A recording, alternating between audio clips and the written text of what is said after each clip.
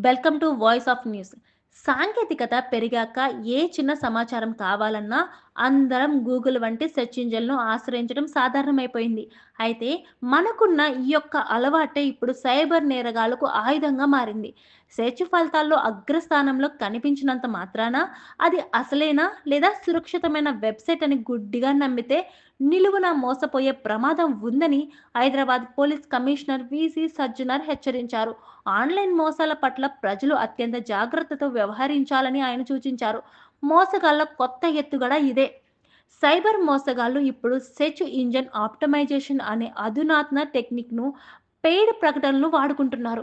బ్యాంకులు, ప్రభుత్వ పోర్టల్స్, ప్రముఖ ఈ-కామర్స్ సంస్థల పేర్లతో అచ్చుగుద్దినట్టు ఉండే నకిలీ షిప్పింగ్ వెబ్‌సైట్‌లను సృష్టిస్తున్నారు.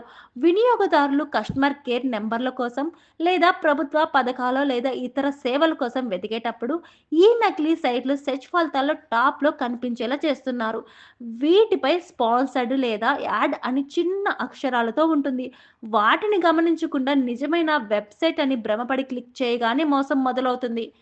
వెబ్‌సైట్ ఓపెన్ అయిన వెంటనే వ్యక్తిగత వివరాలు, లాగిన్ ఐడీ, పాస్వర్డ్‌లు, క్రెడిట్ లేదా డెబిట్ కార్డ్ నంబర్స్, సీవీవీ, ఓటీపీ వంటి అత్యంత సున్నితమైన సమాచారాన్ని నమోదు చేయమని కోరతారు.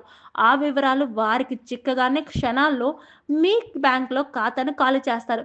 కేవలం ఆర్థికంగా నష్టపరచడమే కాకుండా మీ గుర్తింపు పత్రాలను దొంగిలించి ఐడెంటిటీ థెఫ్ట్‌కు పాల్పడే ప్రమాదం కూడా ఉంది. అంటే మీ పేరు మీద రుణాలు తీసుకోవటం లేదా ఇతర నేరాలకు పాల్పడడం వంటివి చేయొచ్చు.